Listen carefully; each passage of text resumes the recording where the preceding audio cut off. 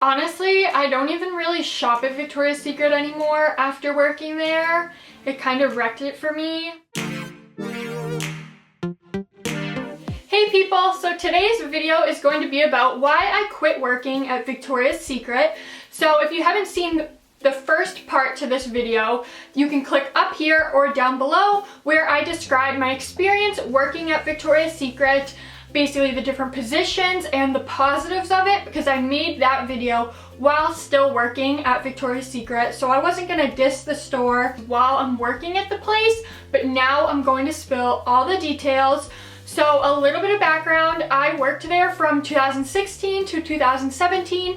So I did work there for a full year, but it has been some time since it all happened. So I can give you a little bit of reflection on how I feel about it now, because a lot of time has passed. I quit the summer of 2017. Give this video a quick thumbs up and subscribe down below, or hit the little notification bell if you want more videos like this. It's kind of a little bit of a story time and a little bit of just spilling the tea, you know. So one of the first main reasons that I quit was because I was starting nursing school in the fall. So I knew that I wouldn't really have time to commit to working at Victoria's Secret, and I also did not want to keep working there while going to school. It just wasn't for me. I was just over it. So now into the nitty-gritty details of what really sucked about working at Victoria's Secret. Obviously, any place you work, there's going to be ups and downs, but one thing that in particular was call-in shifts.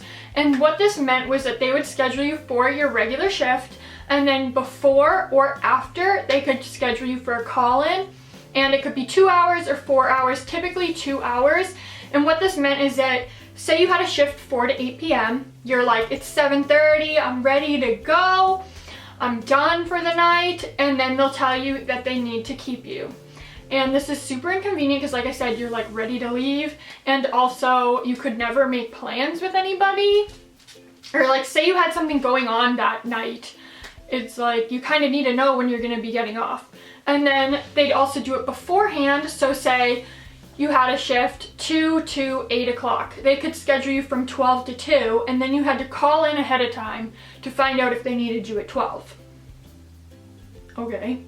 And so the next thing, I'm not sure if it's something they do at all Victoria's Secret stores or just our managers made it this way, but basically on Sundays you got time and a half.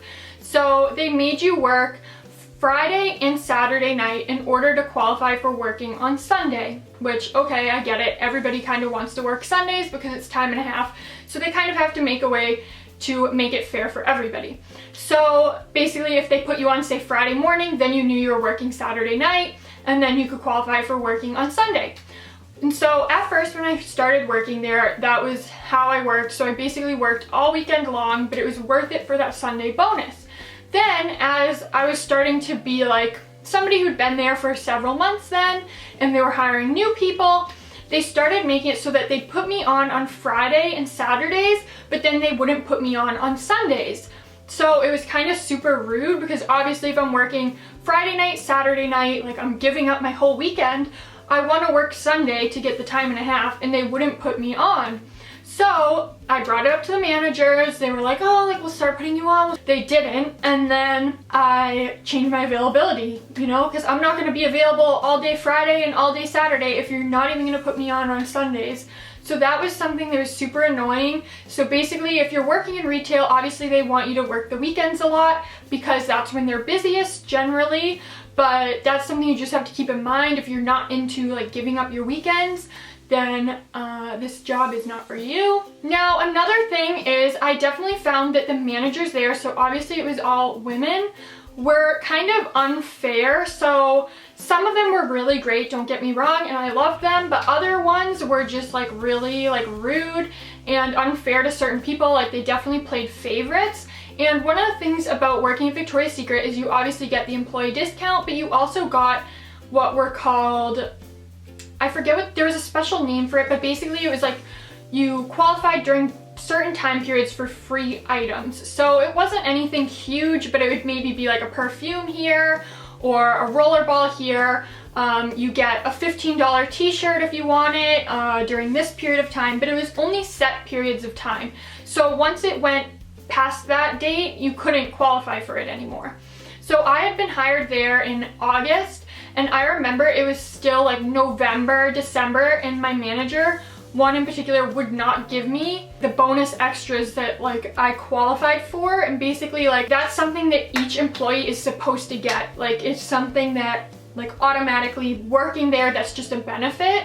And she wouldn't give them to me because she kept saying, oh, like I want to make sure that you're not going to quit before giving them to you. But then other people that they'd hired after me were already getting them. So I had to go to another manager to say like, how come I'm not getting like my free benefits, like the extras? Because it was just really messed up. And then it was like all the things that I missed, like those several months where she wouldn't give them to me. It's not like I could go back and get them. I mean, the time had already passed. And another thing that's very specific to Victoria's Secret is bra fittings. So in order to give somebody a bra fitting, you were supposed to be like certified, like trained to do it. And basically, if you didn't know, when you go to Victoria's Secret, anybody can ask to be sized for a bra. So there is a tape measure, and we would measure you. Usually it's like above, like here, and then once across the bust. So it's 2 or 3 measurements. And then on the measuring tape, it would have like a calculation, and then you'd know like the person was a 34B or a 36D. Basically, nobody ever trained me to do that, but they expected me to just do it. So people would come in and ask to be fitted, and I had no idea how to do it. So sorry to anybody if I like fitted you for a bra and it wasn't right, because it probably was not. But basically, yeah, they just had people doing things that like we weren't even trained to do. And even the people there that were trained, a lot of them said they'd honestly just like guess based on how the person's like chest looked. We wouldn't obviously see you without a top or a bra on, but like they said they just guess, like looking at a person like over their clothing, like, oh, they're probably a 36C. So I found that like kind of annoying, that like I was constantly having to do bra fittings and I wasn't confident doing them. And then another thing about Victoria's Secret is if you were a cashier, which is what I did, so I worked the cash wrap the majority of the time. So they do expect you to do everything on the floor. So they want you to sell, they want you to like put stuff away, they want you to fold things. But for the majority of the time, I would be on the cash register. They made us push these angel cards, you know, the Victoria's Secret credit cards, down people's throats. And it was one of those things that like when you got an angel card sign up, so you like wrote your name on a board and whatever, they just really were big into it, and they would like check up on you afterwards. So like say somebody, like you helped somebody pick out something, the managers would go up to them after and be like, oh, did she tell you about the Victoria's Secret credit card? Like to make sure you were doing it. And then they'd also be so pushy about it. Like you can tell when you're ringing somebody in if they're interested or not. Like if I bring it up one time, hey, are you interested in opening up a Victoria's Secret credit card? And the person says no, and you can tell they're not in a good mood, they're not receptive to it.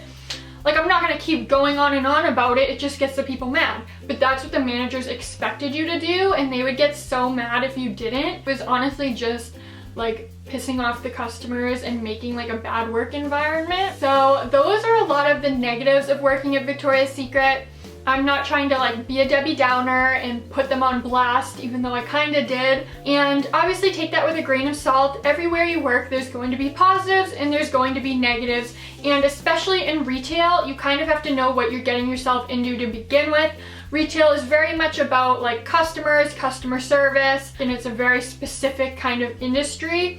So a lot of those complaints are like things that are, you know, negative retail working jobs. But if you want a positive experience for that, check it out down below or up above. And I'm not doing this video to make you guys not want to apply there. Definitely if it's like your dream to work at Victoria's Secret or you want it as a starting job, it's probably a good start for you. But there's just different things about the job, and particularly that store, the work environment wasn't the best. But I look back at the time, not really in a negative way. It's kind of like, subpar, could have been better, but could have definitely been worse. I liked the experience that I got there, but I was just over it towards the end. Honestly, one of the biggest things was the scheduling. I will see you guys in my next video. Hit that subscribe button and give this a like, and comment down below if you work in retail, what that's like for you. And I'll see you guys in my next video. Bye.